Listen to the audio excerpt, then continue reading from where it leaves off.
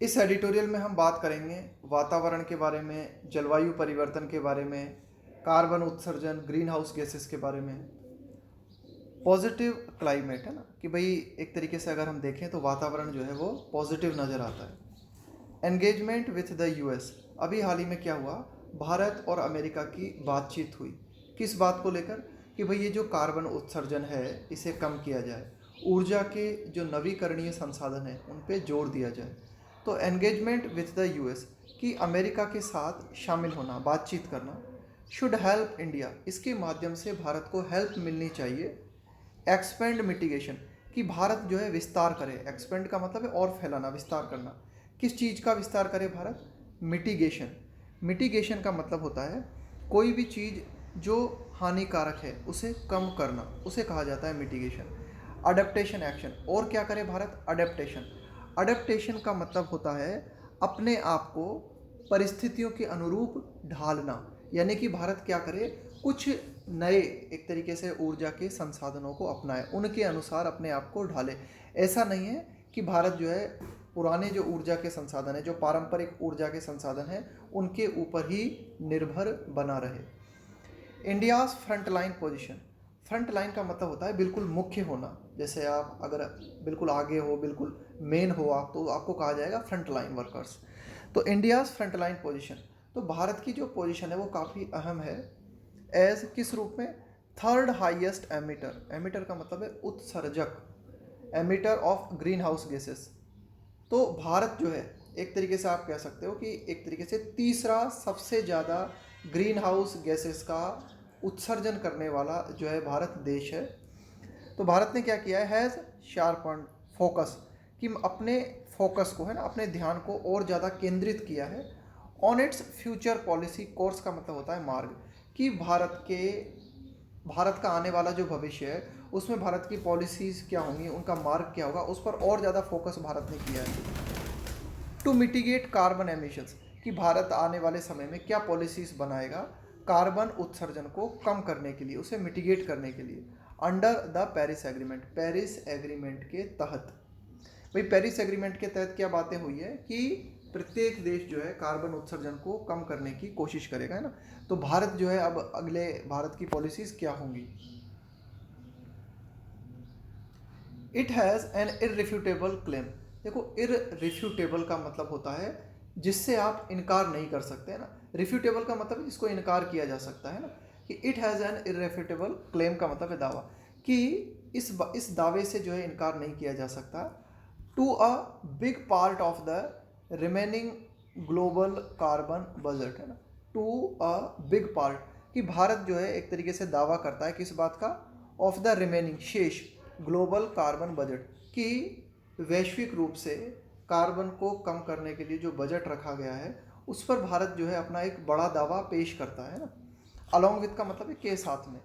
Other smaller Nations with low historical Nations with low historical emissions, इसके अलावा अन्य छोटे छोटे राष्ट्र भी हैं जो कि ऐतिहासिक रूप से अगर हम देखें तो उनका उत्सर्जन जो है काफ़ी कम है। तो इन देशों के साथ भारत भी जो है कार्बन उत्सर्जन को कम करने के लिए जो बजट बनाया गया है उस पर अपना दावा करता है।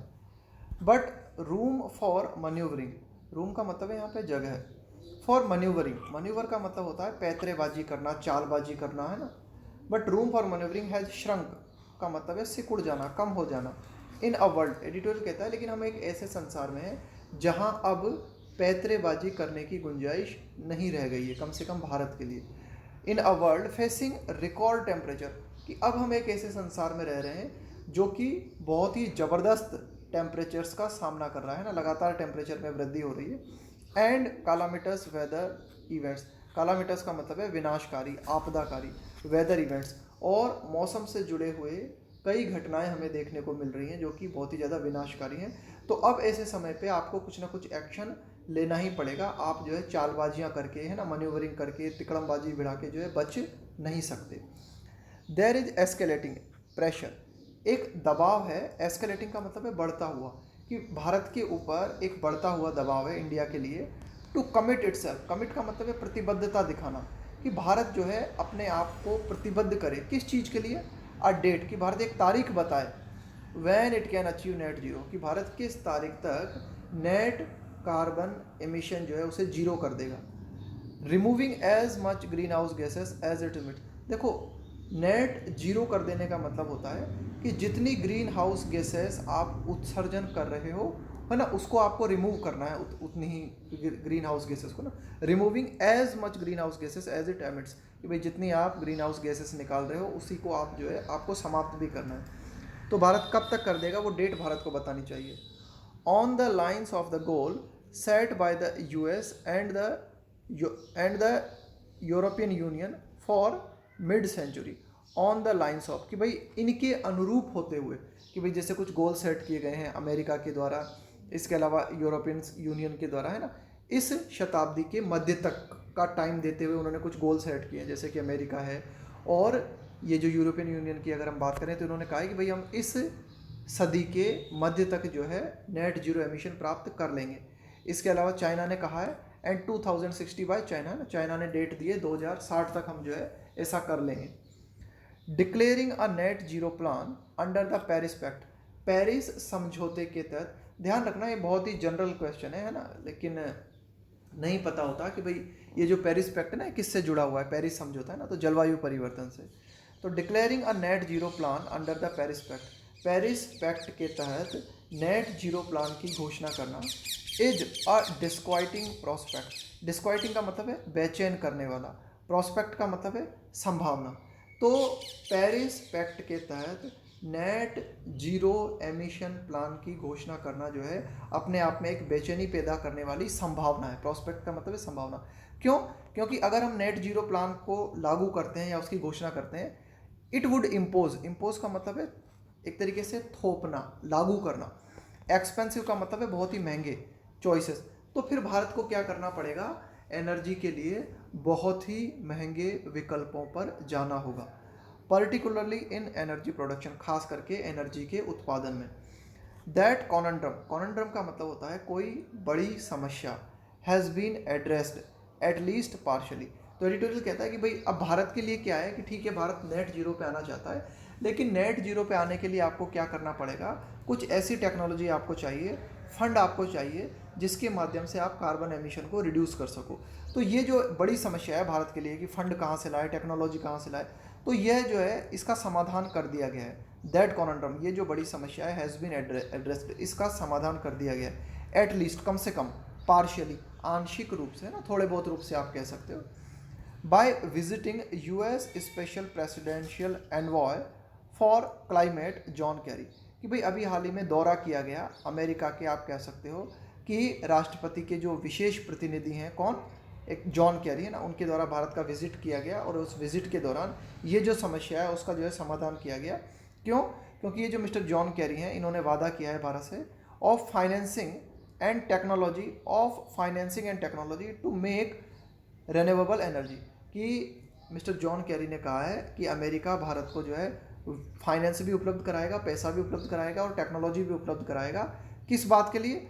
To make renewable energy the core, core का मतलब है बिल्कुल मूल, मुख्य, to make renewable energy the core of future development, है ना, ताकि भारत भविष्य में जो भी विकास करे उसके मूल में नवीकरणीय ऊर्जा के संसाधनों को रखे।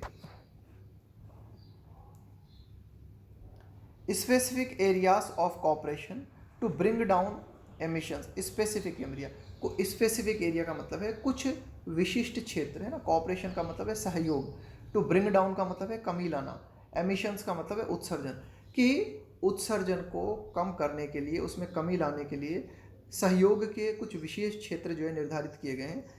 जैसे कि कहाँ पर कमी लानी है, कौन से विशेष क्षेत्र है, in the expansion of transport, कि भाई ये जो आप अपने परिवहन को जो है विस्तार करना चाहते हो, बिल्डिंग्स एंड इंडस्ट्री, बड़ी बड़ी बिल्डिंग्स बनाना चाहते हो, है ना, इंडस्ट्रीज निर्मित करना चाहते हो, है ना, तो इनमें जो है एमिशन कम होना चाहिए ना, खासकर इसके लिए जो है सहयोग की बात की गई है। एंड फैसिलिटेटिंग, फैसिलिटेट का मतलब होता है सुविधाजनक बनाना, है ना, funding for 450 gigawatt of renewable energy by 2030 can advance the India US climate and clean energy agenda 2030 partnership. तो एडिटोरियल कहता है कि भाई ये जो बातें की गई हैं अभी हाल ही में, कि भाई ट्रांसपोर्ट का एक्सपेंशन करना है तो उसमें इंडस्ट्रीज़ जो बनाई जाएंगी फ्यूचर में, बिल्डिंग्स जो बनाई जाएंगी। इसके अलावा 450 गीगावाट जो नवीकरणीय ऊर्जा है उसको फंड प्राप्त करना है ना 2030 तक, है ना। तो ये अगर सारे काम होते हैं तो यह है भारत और अमेरिका के जो संबंध है ना, एक तरीके से क्लाइमेट से जुड़े हुए हैं ना, वे और आगे जा सकते हैं। एंड क्लीन एनर्जी एजेंडा और climate and clean energy agenda 2030 partnership, कि भाई भारत और अमेरिका की जो पार्टनरशिप है ना, क्या पार्टनरशिप है, climate and clean energy agenda 2030, कि भाई इस पार्टनरशिप में भारत और अमेरिका ने कहा है कि वे मिलके 2030 तक क्या करेंगे, वातावरण से जुड़ी हुई एक तरीके से जो प्रॉब्लम्स हैं ना, क्लीन एनर्जी से जुड़ी हुई जो प्रॉब्लम्स हैं उनका समाधान करेंगे। More clarity on the bilateral road map, कि भाई मोर क्लैरिटी और ज़्यादा स्पष्टता किस बात पर, बायलैटरल का मतलब है द्विपक्षीय, दो देशों के बीच में। रोड मैप का मतलब है कि भाई ये जो आप ब्लूप्रिंट तैयार करते हो ना, एक तरीके से कच्चा मैप जो आप तैयार करते हो टुवार्ड्स की ओर एमिशंस रिडक्शन, उत्सर्जन को कम करना, में come at the COP26 conference in November, कि नवंबर में एक जो सम्मेलन आयोजित होगा COP26 है ना, उस दौरान हमें और ज़्यादा स्पष्टता देखने को मिल सकती है एमिशंस रिडक्शन के बारे में। इंडिया मीनवाइल नीड्स टू, इसी बीच इंडिया को ज़रूरत है टू गेट ऑल स्टेट्स, कि भारत क्या करे, सभी राज्यों से कहे, है ना, सभी राज्यों को एक साथ ले, टू मिटिगेट एमिशंस, कि भाई भारत सभी राज्यों से जो है उत्सर्जन को कम करने के लिए कहे ना, मिटिगेट का मतलब है कम करना, एमिशंस का मतलब उत्सर्जन, एंड हेल्प देम, और भारत क्या करे, सभी राज्यों की मदद करे, कि सभी राज्य जो है अडेप्ट का मतलब होता है अपने आप को अनुकूलित करना, डिफरेंट कंडीशंस के हिसाब से अपने आप को एडजस्ट करना, उसको बोलते हैं अडेप्ट। और विभिन्न राज्य जो है वो क्या करें, अपने आप को एडजस्ट करें to climate linked extreme weather and atmospheric pollution caused by fossil fuels, कि भाई ये जो जीवाश्म ईंधन है इससे जुड़ा हुआ जो बहुत ही ज़्यादा, एक्सट्रीम का मतलब है बहुत ही ज़्यादा मात्रा में जो हमें पॉल्यूशन देखने को मिलता है, इसके अलावा जो वातावरण का जो पॉल्यूशन देखने को मिलता है ना, उसके अनुसार विभिन्न राज्य जो हैं अपनी पॉलिसीज निर्धारित करें। एट द एंड ऑफ 2020 के लास्ट में, है ना, कि भाई 2020 की समाप्ति के दौरान हमने क्या देखा, ये एक ऐसा साल था मार्क्ड बाय, जो कि चिन्हित किया गया बाय कोविड-19, है ना, कि भाई कोविड-19 से जुड़ा हुआ साल रहा 2020 पूरा की पूरा, एंड मैनी डिस्ट्रक्टिव स्टॉर्म्स, और इस 2020 के दौरान कई तरह के तूफान हमें देखने को मिले जो बहुत ही ज़्यादा विनाशकारी थे, बहुत ही ज़्यादा डिस्ट्रक्टिव थे। The union environment ministry declared, उस दौरान क्या हुआ कि यूनियन एनवायरनमेंट मिनिस्ट्री जो है उसने इस बात की घोषणा की that the country had achieved 21% of its 33 to 35 target to cut emission intensity of GDP by 2030। देखो ये जो हमारा एक टारगेट था, यूनियन एनवायरनमेंट मिनिस्ट्री का टारगेट था, क्या टारगेट था कि भाई 2030 तक जो हमारी GDP है, इंटेंसिटी का मतलब होता है तीव्रता, तो हमें क्या करना है, एक तरीके से टारगेट निर्धारित किया था हमने कि भाई 35% जो है हमें कट करना है ना, 35%, 33 से 35% का एक टारगेट हमने सेट किया था कि भाई इतना एमिशन हमें कम करना है ना, कि भाई इतना ये जो उत्सर्जन है इसको हमें कम करना है ना, इस इंटेंसिटी को कम करना है। तो ये हमने टारगेट हमने प्राप्त कर लिया था, लगभग कितना, 35 में से आप कह सकते हो कि 21% ये टारगेट हमने पा लिया था 2020 के लास्ट तक। एंड सिमिलरली, और इसी प्रकार was generating 37.9% of the 40% of power from renewables, renewable का मतलब होता है नवीकरणीय स्रोत, और इसी प्रकार भारत जो है उत्पादन कर रहा था क्या, कि ये जो 40% पावर जनरेट की जाती है नवीकरणीय स्रोतों से, है ना, कि was generating 37.9% of the 40% power, कि भाई जो 40% जो पावर जनरेट करता है ना भारत, उसकी 37.9% जनरेट की जा रही थी किसके द्वारा, नवीकरणीय साधनों के माध्यम से। दो एनकरेजिंग, हालांकि ये जो आंकड़े हैं ये उत्साहजनक हैं, है ना, एनकरेजिंग का मतलब है ये प्रोत्साहित करने वाले हैं ये बातें। द इमीडिएट चैलेंज, लेकिन जो तत्काल चुनौती जो हमारे सामने है वह निहित है, किस बात में निहित है, in coming up with, come up with का मतलब होता है कोई प्लान लेके आना, कोई समाधान लेके आना, in coming up with an adaptation framework, adaptation का मतलब मैंने आपको बताया अनुकूल करना अपने आप को, है ना, कि जो नई परिस्थितियाँ होती हैं उनके अनुसार अपने आप को एडजस्ट करना। फ्रेमवर्क का मतलब होता है कोई नया सिस्टम, कोई नया तंत्र, एक नया ढांचा, कि एक नया सिस्टम लाने की ज़रूरत है और उसके अनुसार अपने आप को अनुकूलित करने की ज़रूरत है। To help those at highest risk, उन लोगों की मदद करने के लिए जो कि सर्वाधिक रिस्क में है ना, जिनको सर्वाधिक खतरा है। कौन है सर्वाधिक खतरे की स्थिति में?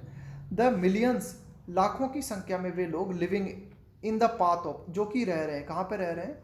In the path of annual cyclones, कि भाई जो वार्षिक जो चक्रवात आते हैं ना भारत में, है ना, उन चक्रवात के मार्ग में जो लोग रह रहे हैं उनको हेल्प करने के लिए हमें जो है एक विशेष सिस्टम बनाने की ज़रूरत है। Including residents of populace, populace का मतलब होता है जनसंख्या में अधिक होना।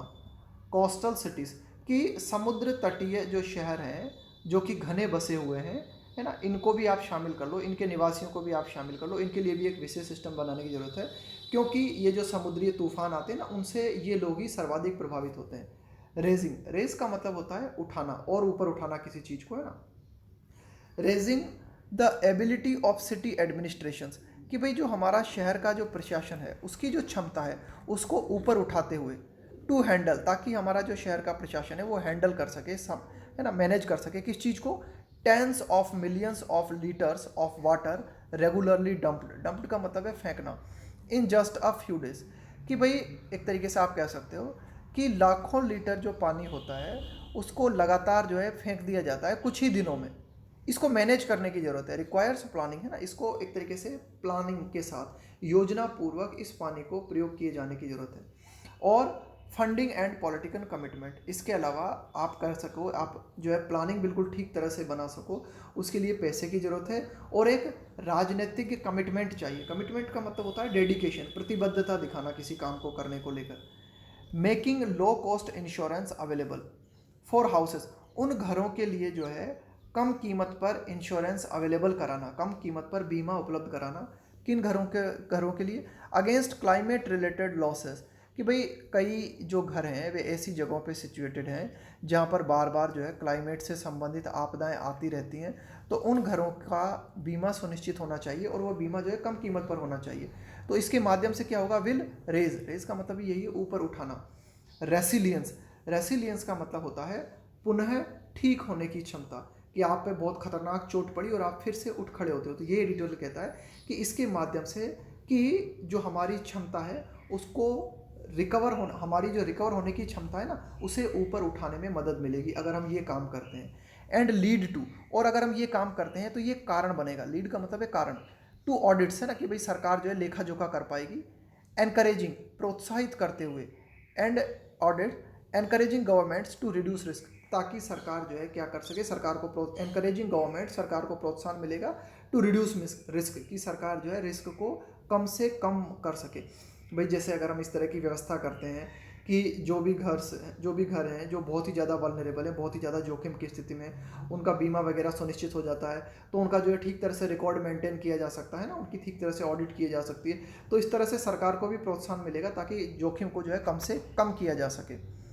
The Paris agreement can easily fund much needed, कि भाई ये जो पेरिस एग्रीमेंट हमने किया है इसके माध्यम से बहुत आसानी से, मच नीडेड का मतलब है जिसकी सर्वाधिक जरूरत है। अर्बन रेट्रोफिटिंग, देखो रेट्रोफिटिंग का मतलब होता है कि भाई जैसे आपने घर बनवा लिया, अब घर बनवाने के बाद में आपको लगता है कि कुछ कमी रह गई, तो फिर जो बाद में फिटिंग करवाते हो ना उसको बोलते हैं रेट्रोफिटिंग। तो एडिटोरियल यही कहता है कि हमारे जो शहर हैं उनको कुछ ज़रूरत है ना, रेट्रोफिटिंग की ज़रूरत है, उनमें कुछ और जो है ऐड किया जाना चाहिए। तो उस जो हम ऐड करना चाहते हैं ना, कुछ हमारे जो एक तरीके से शहर में हम कुछ और ऐड करना चाहते हैं, तो उसके लिए जो पैसा हमें चाहिए वो हमें पेरिस एग्रीमेंट से आसानी से मिल सकता है। और इसके माध्यम से बूस्ट का मतलब है एक तरीके से आप कह सकते हो कि प्रोत्साहन मिलना, एनकरेजमेंट मिलना, बढ़ावा मिलना, एम्प्लॉयमेंट, और इससे जो है रोजगार को भी बढ़ावा मिलेगा। There is also a health imperative, imperative का मतलब होता है कोई बहुत ही अर्जेंट बात, है ना। There is also a health imperative, आप ये कह सकते हो कि स्वास्थ्य से संबंधित जुड़ी हुई भी बहुत ही जरूरी बात है। क्या? Heat stress as a severe, severe का मतलब है बहुत ही ज़्यादा गंभीर, इम्पैक्ट का मतलब है प्रभाव, कि भाई ये जो गर्मी है ना, कि भाई ये जो तापमान जो बढ़ता है उसके द्वारा बहुत ही गंभीर प्रभाव हमें देखने को मिलते हैं। कॉजिंग, क्यों? ये कारण बनता है। हाइयर मॉर्टिलिटी, मॉर्टिलिटी का मतलब होता है मरने, मृत्यु दर, हाइयर मॉर्टिलिटी अमोंग के बीच, द वल्नरेबल, एल्डरली का मतलब है बुजुर्ग लोग, वल्नरेबल का मतलब है जो बहुत ही कमज़ोर स्थिति में है, जो आसानी से चपेट में आ जाते हैं। तो एडिटोरियल कहता है कि भाई जब गर्मी बहुत ज़्यादा पड़ती है ना, तो उसके माध्यम से जो कमज़ोर बुजुर्ग हैं उनमें मृत्यु दर बढ़ जाती है ना। तो ये जो एक तरीके से जो हेल्थ से जुड़ा हुआ ये मुद्दा है, इसका भी समाधान करने की ज़रूरत है। दीज आर ग्रोइंग प्रॉब्लम्स, ये कुछ बढ़ती हुई समस्याएं हैं, but they also represent an opportunity, लेकिन ये समस्याएं एक अवसर भी जो है हमारे सामने जो है प्रस्तुत करती हैं। टू स्टीयर, स्टीयर का मतलब होता है डायरेक्शन देना, पोस्ट कोविड-19 पॉलिसीज़ की ये बढ़ती हुई चुनौतियां हमें डायरेक्शन देती हैं कि अब कोविड-19 के बाद में, पोस्ट का मतलब है बाद में, कि अब कोविड-19 के बाद में हमारी क्या पॉलिसीज़ होनी चाहिए टुवार्ड्स, हमारी पॉलिसीज़ क्या होनी चाहिए, किस ओर होनी चाहिए हमारी, बेनाइन। देखो बेनाइन का मतलब होता है जो कि हानिकारक ना हो, जो कि प्लीजेंट हो, बहुत ही काइंड हो। हमारी नीतियां जो होनी चाहिए वो ऐसी होनी चाहिए जो कि एक तरीके से पर्यावरण के लिए हानिकारक ना हो, बड़ी ही बेनाइन है ना, बिनाइन नीतियां होनी चाहिए। ग्रीन डेवलपमेंट है ना, हमारी नीतियां होनी चाहिए हरित विकास से जुड़ी हुई है ना, कि पर्यावरण को ध्यान में रखकर विकास किया जाए। For a low emissions future, अगर हम एक ऐसा भविष्य चाहते हैं जिसमें लो एमिशन हो, यानी कि कार्बन उत्सर्जन कम से कम हो, तो उसके लिए हमें क्या करना चाहिए, नेचर का ध्यान रखना चाहिए। Policies must put nature at the centre, तो जो भी हमारी पॉलिसीज़ हैं उनके केंद्र में नेचर होना चाहिए, यानी कि हमारी जो भी पॉलिसीज़ बने वे प्रकृति को, नेचर को ध्यान में रख के ही बने।